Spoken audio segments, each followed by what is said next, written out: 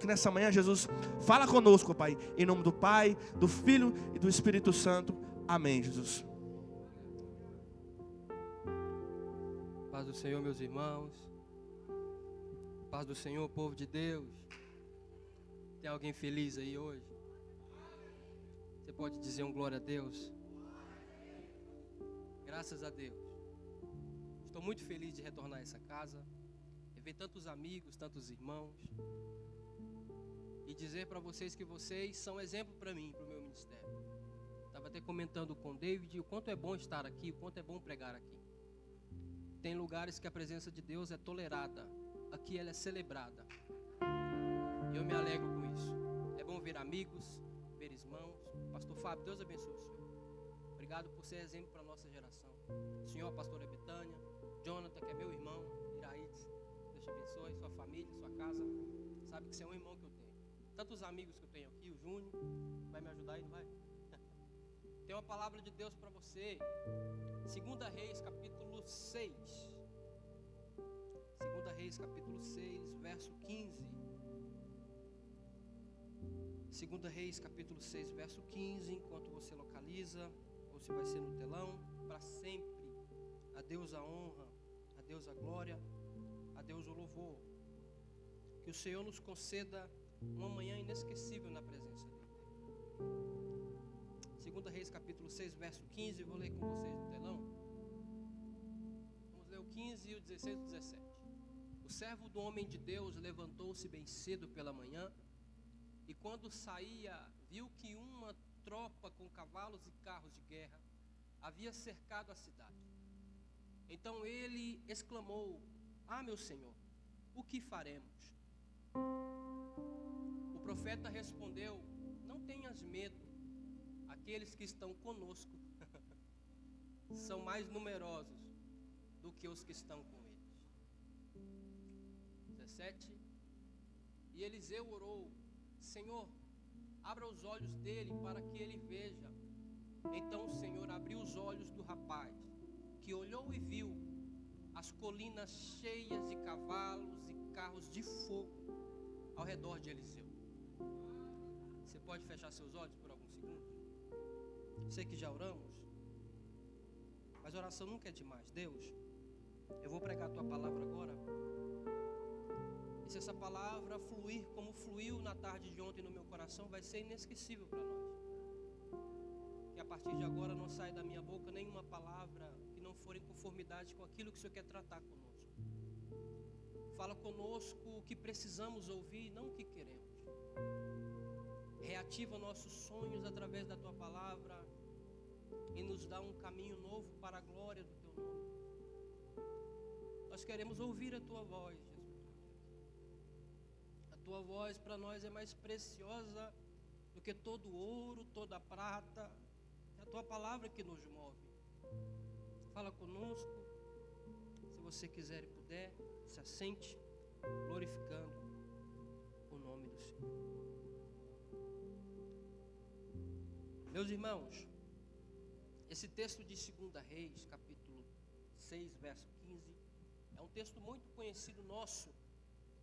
É um texto que vai falar para nós algo que tantas vezes você já escutou, você já ouviu, mas eu creio que o Senhor mostrou para mim algo diferente nesse texto, e eu queria compartilhar com vocês. Nós temos que tomar muito cuidado para não nos acostumarmos com o sagrado. O sagrado é sagrado e para sempre vai ser. Eu prego desde os meus 14 anos. Eu sei que dá um susto porque eu pareço ainda ter 17, Jonathan, mas eu já tenho 30. Vou ser pai. Minha esposa não veio por isso. Faltam umas 3 semaninhas. Hoje já não acordou bem. Mas o tempo vai passando e o tempo no ministério é muito bom, mas acontece algumas coisas conosco. Se não tomarmos cuidado, a gente dá uma oscilada e na nossa cabeça a gente entende como Deus age na sua totalidade. Isso é um engano. Eu não posso dizer que os meus anos de fé me dão autoridade ou autonomia para dizer que eu sei como Deus vai agir. A gente costuma muito dizer que quando Deus se cala, Deus está Deus está? Irmão, quando Deus se cala é porque Ele quer te ouvir. Vamos pensar, um Deus que criou tudo o que conhecemos e algo que não conhecemos ainda, criou em 6 dias com o poder da sua. Precisa trabalhar? Ou Ele só precisa dizer, e haja luz? Nós não podemos dizer que conhecemos Deus na sua totalidade. E exemplo bem claro para nós é a vida de Jó. Jó estava lá no fundo do poço, e quando alguém olhava para ele, dizia: confessa teu pecado, rapaz. Você está em pecado. Mas era pecado ou era Deus tratando Jó? Deus estava tratando Jó. Eu não posso dizer que eu conheço a Deus na sua totalidade, por causa que eu sigo a Ele há muitos anos. O que eu posso afirmar é que Deus está no controle, só. Agora, as formas que Ele vai agir, eu não posso pincelar para você dizer, claro, a não ser se for uma revelação, porque quando Deus revela, aí sim. Porque eu ainda acredito que Deus usa os seus profetas. Deus tem os seus que têm o dom da revelação. Mas eu não posso afirmar que eu conheço a Deus na sua totalidade, meu pastor Fábio. Quantos anos o Senhor tem de ministério? Quantas coisas o Senhor já passou? E todo dia Deus te surpreende ou não surpreende, pastor? Deus te dá algo novo, Deus te mostra algo novo, porque Deus tem as suas formas de trabalhar. O que a igreja precisa entender não é a forma que Ele trabalha, mas é que Ele vai concluir o trabalho que Ele está começando. Porque aquele que começou a boa obra é fiel e justo para terminá-la. O texto não diz, aquele que começou a boa obra vai te explicar. Não, Ele é fiel para terminar. Agora os caminhos que Ele vai te dar, não importa. O que importa é que Ele está no começo, no meio e no fim, para a glória do nome do Senhor. Eu não posso afirmar que eu conheço a Deus na sua totalidade. Mas uma coisa que a igreja está precisando voltar a ter é os seus sonhos. Mas algumas coisas acontecem no decorrer da fé que minam, ou que às vezes faz com que pareça cada vez estar mais distante. Por mais que eu esteja caminhando, parece que cada vez fica mais longe. E quando o Jonathan me falou o tema de vocês, esse texto ardeu no meu coração ontem. Porque se a gente não tomar cuidado e achar que conhecemos a Deus na sua totalidade, torna o que está virando essa geração. Essa geração é uma geração acelerada, uma geração que corre demais, que busca seus interesses. Não que seja errado, pelo contrário, mas é uma geração que corre, e às vezes só para ouvir a voz de Deus quando se perde no percurso. A geração acelerada quer que Deus fale pela segunda vez, mas nem obedeceu a Deus na primeira.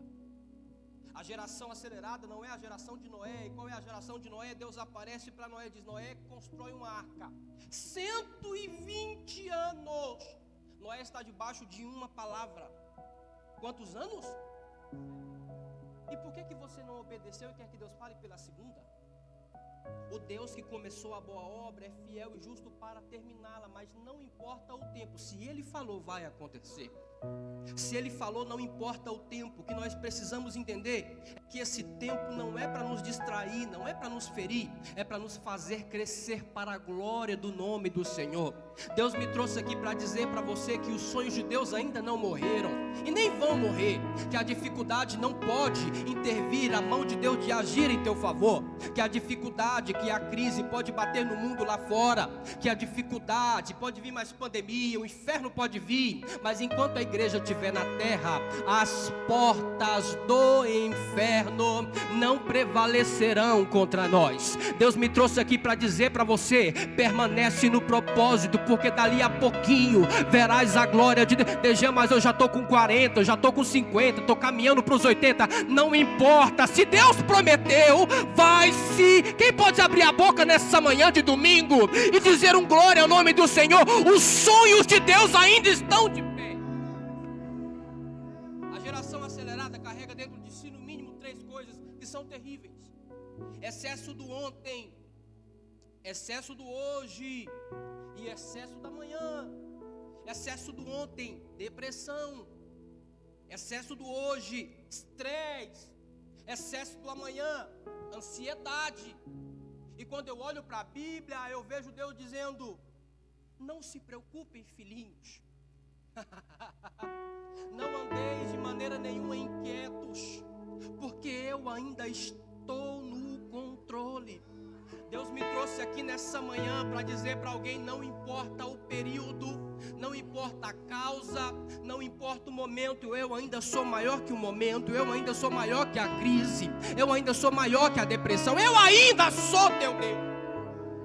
E vai carregando para dentro de si coisas porque acha que sabe como Deus faz, acha que Deus está dentro de um pote, quando você quer, você vai lá, Deus faz isso aqui. Não! Deus tem as suas maneiras de agir. E para cada um Deus age de uma forma. Deus falou para mim quando eu tinha 13 anos.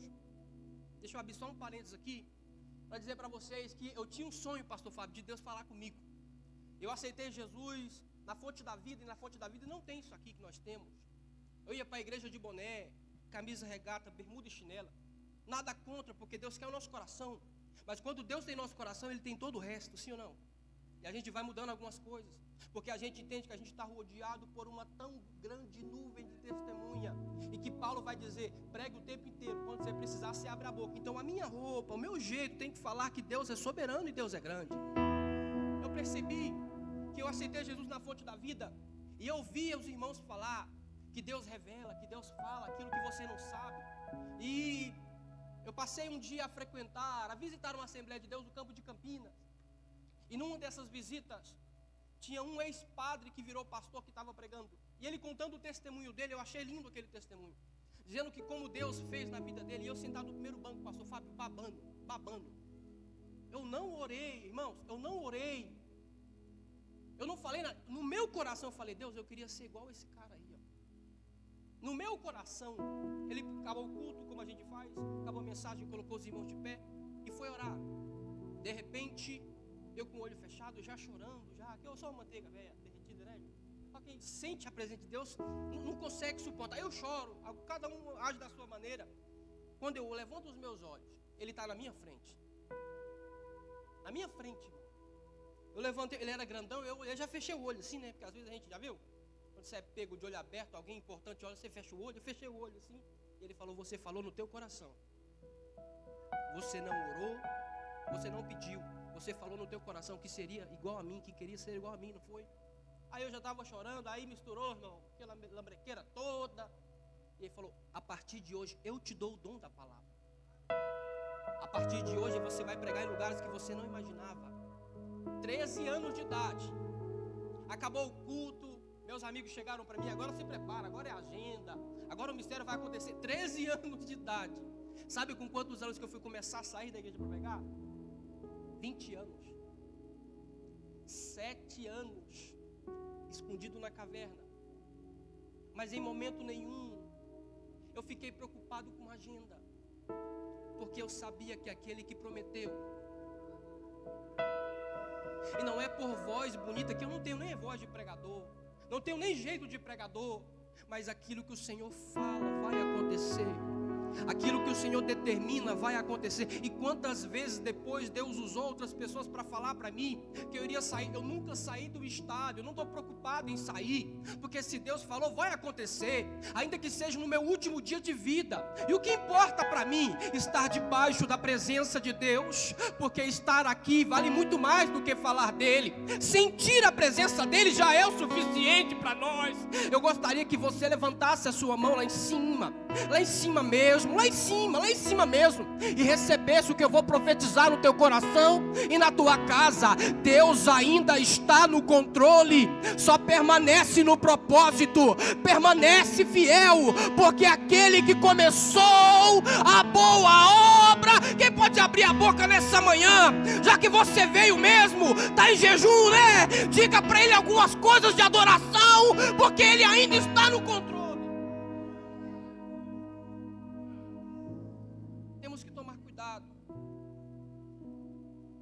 Com esses perigos que a geração acelerada traz. Nós precisamos estar entendidos que o que estamos vivendo hoje é o que Deus permitiu para nós, e não vai passar disso dependendo da minha fidelidade. O que se pega é o posicionamento. É o posicionamento que vai revelar onde você vai chegar mais rápido ou mais tarde. Eu sei que tem períodos da nossa vida que Deus às vezes decide acelerar, mas às vezes Ele decide frear, e não importa como Ele vai fazer. O que importa é que no meio desse período Ele está tratando você. Deus não faz para ser visto, Deus conclui para ser glorificado. Eu vou de novo para ver se você pega isso aqui. Deus não faz para ser visto, com todo respeito, às vezes quem faz é a gente, para receber um tapinha nas costas, um elogio, mas Deus não está preocupado com isso. O que Deus quer é concluir para ser glorificado. O que eu faço hoje não entendes, mas amanhã entenderá para a glória do nome do Senhor. Nesse texto aqui, a Síria vai pegar Israel. A Síria vai pegar Israel. E perceba que, resumindo o texto, o contexto, a Síria vai pegar Israel não é de uma maneira igualitária, de uma maneira covarde. O rei da Síria chama os seus maiorais e diz: vamos pegar Israel, quero matar todo mundo. Eles plantam um acampamento em um determinado lugar, porque eles sabiam o caminho que Israel passaria. Quem está comigo, diga amém. Eles sabiam o caminho que Israel passaria. O rei da Síria monta uma estrutura, monta um acampamento para que quando Israel passasse, eles pegavam Israel despercebidos e matariam mulheres, crianças, idosos e até seus guerreiros. E note que Israel nesse período não estava desprovido de armamento bélico. Israel nesse período tem armamento bélico. Israel nesse período poderia vencer a guerra. O inimigo poderia esperar o povo de Deus em determinado ponto. Deus poderia dar vitória para o povo de Deus, sim ou não? Mas detalhe, é Deus dizendo para alguém: por mais que estão fazendo guerra contra você, não é tempo de guerra. Por mais que a estrutura esteja montada para fazer guerra com você, não é tempo de guerra. Mas eu tenho força, Deus. Temos armamentos, não é tempo de guerra. Mas eu sei lutar, eu garanto levar pelo menos um. Não é tempo de guerra. Por quê? Porque em uma guerra tem perdas dos dois lados, sim ou não? Deus sabia que iriam morrer crianças. Deus sabia que o futuro da geração poderia ser perdido por causa de um momento de fraqueza. Tem gente do seu lado que não está pronto para a guerra. Então Deus está dizendo que nesse ano de 2023 eu vou livrar você da guerra, porque não é tempo de guerra. Dejan, mas estão falando que vai ser um ano difícil, e daí? Deus não vai deixar você participar da guerra. Deus não vai, porque Ele está guardando a tua casa. Porque tem jeito lá dentro que se vê a guerra acontecer, meu Deus do céu, se vê a guerra acontecer, vai desviar, vai perder a força, vai falar mal de Deus porque não tem o firmamento que você tem. Mas Deus me trouxe aqui para dizer: é tempo de guerra, mas você não vai fazer guerra. Eu vou te livrar da guerra, porque eu ainda sou o Deus da igreja. Quem pode adorar o nome do Senhor? Mas a Síria vai pegar Israel. Só que os historiadores afirmam que em uma casa simples, bem pequena, tem um homem orando. Eu não estou falando de um grupo de oração júnior. Um homem orando. Eu não estou falando de um aglomerado de irmãs que se reúnem no ciclo de oração porque é bom demais. Eu estou falando de quantas pessoas? Porque a oração de um justo pode ir muito em seus efeitos. Quando a Síria vai pegar Israel, Israel está no percurso, Deus visita o homem que está em oração e diz: desce para Israel, fala para o rei de Israel mudarem de caminho. Por quê? Não interessa, só vai. Ele sai 80 quilômetros e desce para o rei, fala: muda de caminho. Sem entender e questionar, o povo muda de caminho. Vai pegando isso aqui que agora você vai dar glória a Deus. Então o rei está esperando com o acampamento montado, a estrutura montada, mas Deus diz: muda de caminho. Porque Deus está dando um caminho novo para alguém. Veja, mas eu conheço o caminho como a palma da minha mão. Muda de caminho caladinho, porque você não sabe o que está te esperando lá na frente. Mas os meus sonhos e expectativas estavam lá. Lembra que eu falei que você não conhece a Deus na tua totalidade? Para você é vida, mas para Deus é caminho de morte. Então muda de caminho, muda de caminho. Ele fala, o povo muda de caminho sem entender. O rei da Síria espera o povo passar. O povo não passa. Detalhe, a Síria é o maior exército de guerra da época. Eles não estão entendendo porque não estão passando. Eles ficam sabendo que o povo mudou de caminho. Ele desmonta, presta atenção nisso aqui, desmonta a estrutura e monta no caminho que ele sabe que o povo de Deus vai passar. dizendo, não sei por que mudaram. Deve alguém falou para eles, mas agora não escapa, agora eu mato todo mundo. E quando eles estão próximos ao caminho, Deus visita a casa de um homem que está orando. Desce de novo Eliseu, fala para o povo mudar de caminho mais uma vez, de novo. E ele chega para o rei de Israel e diz, muda de caminho. Mas de novo, muda de caminho. Mas eu conheço esse caminho também, não importa o que você conhece. Nós andamos por fé e não por vista. E a palavra de Deus sobre nós ainda muda de caminho, rapaz. E eles mudam de caminho. O rei da Síria fica, mas cadê? Irmão, não existe falha na estrutura montada pelo inimigo. Não existe dificuldade, não existe problema. Porque os arqueiros estão acampados. Os homens de guerra estão totalmente preparados, armados até os dentes, como se dizem por aí, para matar Israel. O que acontece é que existe um Deus que se antecipa. Vou de novo para você dar glória a Deus melhor.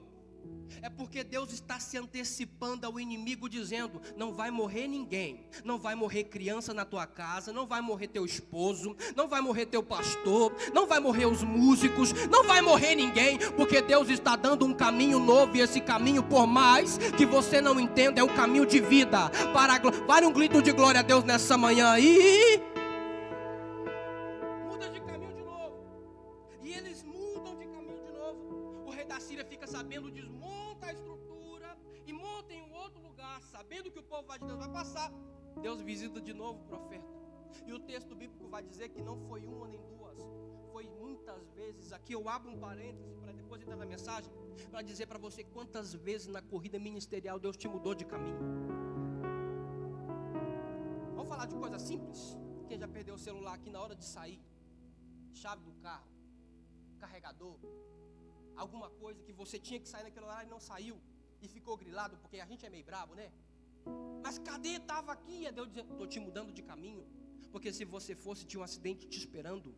Tinha um homem com um revólver que ia colocar na tua cara, ia machucar os teus e levar o que é teu. Mas Deus está dizendo, você é tão meu, você é tão minha, que eu vou te mudar de caminho quantas vezes for, porque você é meu território e minha propriedade. Eu gostaria mais uma vez nessa manhã que você levantasse as suas mãos e agradecesse a Deus pelas vezes que você não entendeu e Ele tirou amigo, pelas vezes que você não entendeu e Ele tirou relacionamento, pelas vezes que você não entendeu nada e Ele te mudou de caminho. E você pensou, mas Deus, eu vou começar do zero de novo. E Deus diz, não é do zero, é caminho de vida, é caminho de vida, é caminho de vida. Você percebe que Ele desmonta e monta, desmonta e monta. Alguém já mudou de casa aqui? É ruim ou não é? Eu mudei esses dias, tem umas 2 semanas. Eu não gosto de mudar.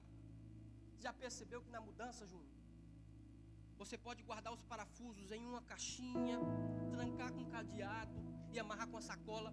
Quando você chega para montar o armário, está faltando parafuso ou não está? Arranhou a geladeira ou não arranhou? Quebrou a perna de alguma coisa ou não quebrou?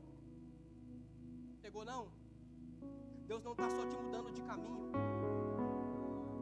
Ele está desmontando a estrutura do inimigo enquanto você... Deus não está só te mudando de caminho, dizendo, vem por aqui. É que quando o inimigo sai de um lugar e vai para outro, ele perde alguns parafusos, ele perde algumas portas, ele perde algumas forças. E Deus está dizendo, rapaz, se eu fosse você, eu começava a me adorar direito, viu? Porque você não viu o que eu vi, você não escutou o que eu não escutei. Eu estou com o corpo arrepiado para liberar para o coração de alguém nessa manhã. Deus está dizendo, eu estou desmontando a estrutura do inimigo, enquanto eu te mudo de caminho. Você não está vendo, mas eu sei, porque eu sou teu Deus. E eu cuido. Quem pode adorar a Deus? O inimigo está perdendo, está perdendo, está perdendo. Enquanto nessas mudanças e ganhos, há perdas e há ganhos, há dificuldades. Você mudar de caminho, conhecer algo que é novo não é fácil, é largar algumas coisas para trás, é perder também. Mas Deus está dizendo, enquanto eu te mudo de caminho, eu desmonto a estrutura do diabo para a glória do meu nome, porque eu ainda cuido da igreja. Mas o que acontece é que eu vou chegar agora, você vai entender. O rei se levanta e diz, tem alguém que é contra nós aqui, que não é possível. Todas as vezes que eu vou pegar Israel, Israel muda de caminho. Alguém se levanta e com uma frase que é digna de morte, e ele vai dizer, rei, não Não tem ninguém contra o Senhor não, mas tem um camarada chamando Eliseu, que está lá em Dotã, orando. E Deus revela para ele até aquilo que você fala no seu quarto. Você acredita nisso, irmão?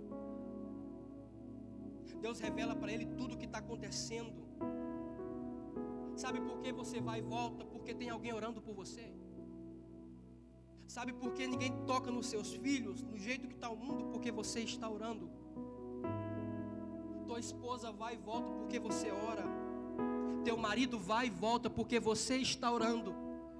Deus me trouxe aqui para dizer para alguém que é tempo de voltar a orar, porque Deus está guardando a tua casa por causa da oração de alguém, por causa que alguém está de joelhos dobrados dizendo: Deus cuida, Deus guarda. E eu vi que vocês estão orando de madrugada e vocês não estão entendendo que Deus está livrando vocês, trocando de caminho por causa da oração do pastor e da liderança dessa casa. Eu gostaria que você fizesse alguma coisa aí para Deus, dizendo: Deus, eu ainda acredito que o Senhor está na casa.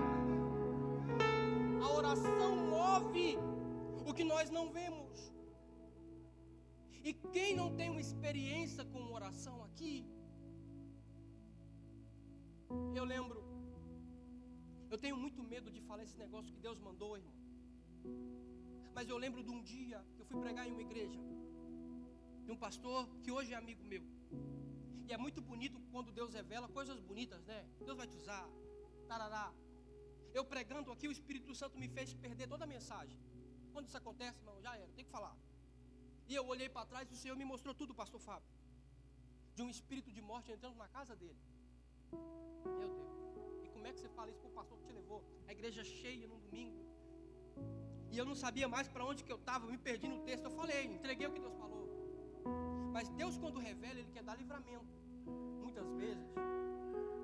E eu falei que Deus cortava o laço. E aconteceu da mesma forma que o Senhor falou, para a glória do nome dEle.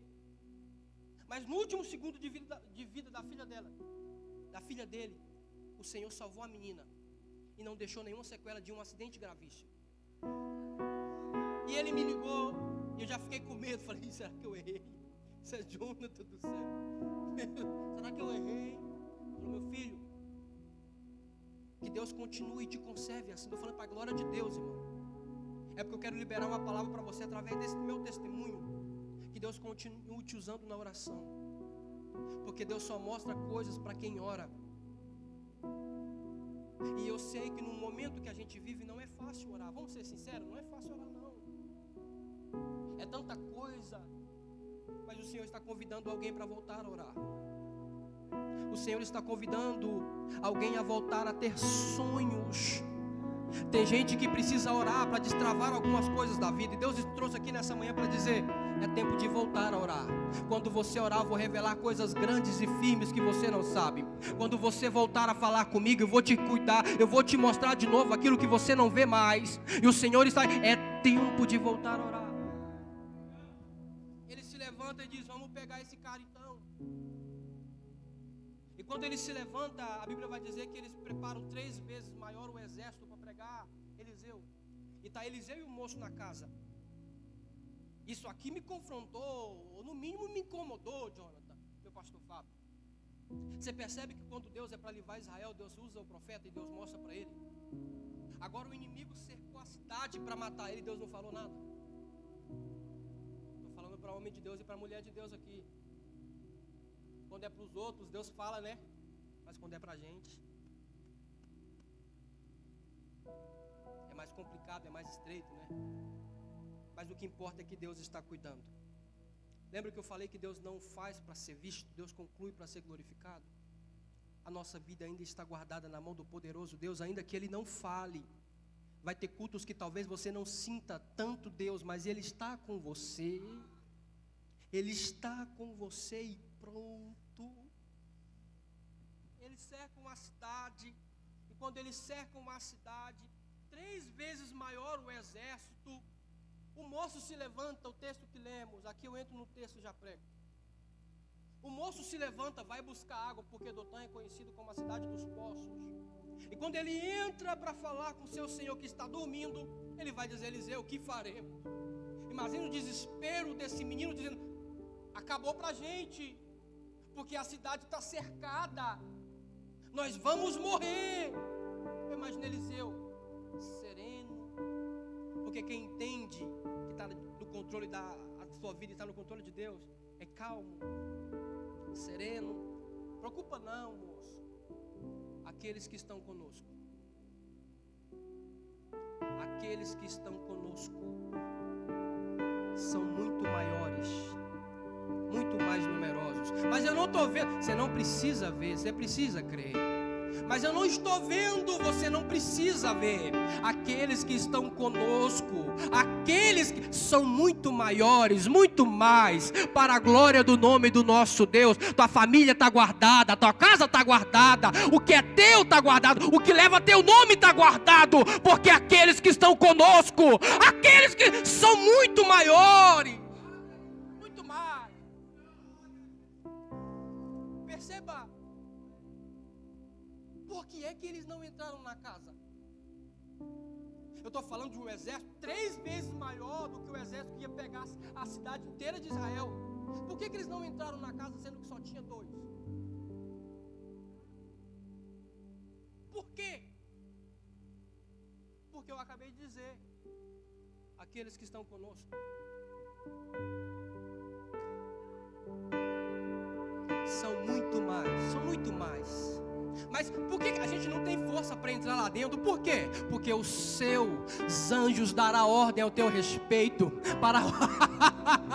Eu sei que você quer levantar a mão, não quer? Levanta a mão comigo e adore ao Senhor. O diabo não tem poder sobre nós, porque existe um sangue poderoso que nos guarda. Só 2 dentro da casa não conseguiram entrar. E aqui eu quero desmistificar algumas coisas. Nós somos programados para fazer, desde pequenininho. Levanta, anda, come, pega isso aqui, faz aquilo ali. Mas Eliseu está dizendo para o moço, aqueles que estão conosco são muito mais, mas não dão autoridade para a gente sair. Se ele sai da casa, ele iria morrer, porque o desespero bateu na porta do coração. Ele não tem a maturidade que o líder tem. Deus está ensinando para nós que existem momentos na nossa vida que nós não precisamos ou não temos que fazer nada. Quantas vezes aconteceu algo na tua vida, no teu ministério, e você foi fazer alguma coisa, piorou a situação? É Deus dizendo, não faça nada. Mas eu sou programado para fazer. Faça nada. Porque existem guerras que você não consegue guerrear, mas aqueles que estão conosco, eu não estou vendo nada, você não precisa ver, você precisa crer, porque nós não andamos por vista, nós andamos por fé, igual Pedro, não viu teto firme, não viu piso firme, mas andou sobre as águas, porque sabia que aqueles que estão conosco, tem momentos que você não precisa sair. Eu estou falando para alguém aqui, isso aqui Deus, quando falou no meu coração, eu chorei. Tem gente que Deus que permitiu a pressão. Deus não falou nada para o profeta para não assustar o menino, porque quem sabe o menino, vazaria antes. Vou ficar aqui o quê? Vou morrer nada, eu não vou acelerar. Deus às vezes permite a pressão para acontecer o que aconteceu no 16 ou no 17. E Eliseu orou e disse, Senhor, rogo-te que abra seus olhos para que possa enxergar. Às vezes Deus permite a pressão para te fazer enxergar algumas coisas. Sem a pressão, Eliseu não oraria a Deus para dar a esse menino visão. E quando ele olha para os montes, irmão, você consegue? Eu viajo nesses trens. Parece que eu consigo imaginar aquele tanto de cavalo de fogo, carruagem de fogo. E o menino sem entender, é isso aqui que é o reino espiritual.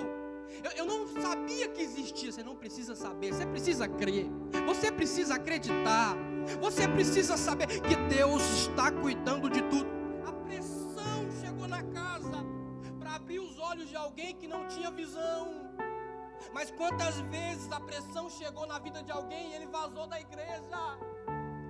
Se eu der o microfone para vocês, vocês vão falar no mínimo 4. Que quando você pergunta por que você não volta, não, era dificuldade, era perseguição, eram as pessoas falando mal de mim. Não entendeu que a pressão não era para tirá-los, era para fazer crescer mais um degrau. A pressão não afasta ninguém, a pressão nos faz crescer para a glória do nome do Senhor. E quantas pessoas não suportaram a pressão, ou não entenderam a pressão e saíram fora. Mas eu acredito que nessa manhã Deus vai me usar e Deus vai te usar para voltar a falar de Deus para alguém que não entendeu a pressão. A pressão só serve para abrir os nossos olhos, para que Deus possa nos revelar. É só a pressão que consegue fazer isso. Deus permitiu o cerco para fazer com que ele mude. É só a pressão que muda o sabor. Deixa eu usar um exemplo bem bobo, mas para ficar bem claro para você. Eu não gosto de pepino. Eu amava pepino. Mas eu tinha meus 10 anos de idade. Meu pai tinha um verdurão em casa. E um dia chegou 2 caixas de pepino. E eu e minha irmã é 4 anos mais velha que eu, começamos a comer da hora que chegou até umas 5 horas da tarde, sem parar, pepino com sal. Eu amava pepino. Cortar um pedacinho e com sal. Mas quando foi ali pelas 6 horas, irmã, para não falar que vomitei, eu regurgitei a noite inteira, passei mal. Hoje eu não gosto nem do cheiro. Mas os irmãos conhecem Burger King? Conhece Burger King, BK, aquele sanduíche? Eu amo picles. Mas eu descobri que não é picles. É pepino. Eu fiquei tão triste, mas o gosto não é o mesmo. Sabe por quê? Eles pegam uma panela de pressão, cortam daquela forma que eles cortam, jogam lá dentro, e alguns temperos, e colocam pressão. E com algum tempo a pressão faz ele mudar o sabor. E aquilo que eu não gosto nem do cheiro, se você trazer um picles para mim, eu sou capaz de parar um pouquinho, comer e voltar para cá depois. Aí Deus te trouxe aqui para dizer que a pressão não é para te matar, é para fazer mudar o que está dentro de você. É para fazer voltar a ter sabor a alguma coisa que perdeu há muito tempo. Tem gente que não sonha mais porque a pressão foi tanta na vida do ministério que não entendeu que Deus estava até debaixo da pressão, dizendo: depois dessa pressão tem crescimento, depois dessa pressão tem graça, depois dessa pressão tem revelação e tem sonhos, depois dessa pressão tem CD gravado, depois dessa pressão tem palavras ministradas, tem curas até no teu abraço. E Deus trouxe você aqui para dizer: não se preocupe, porque eu abro os olhos de alguém nessa manhã para dizer: depois da pressão o meu nome vai ser glorificado. É depois da pressão. Eu gostaria de encerrar orando por vocês. Posso, pastor, orar? Colocar de pé? Fique em pé comigo, por favor. Quero acabar no meu tempo.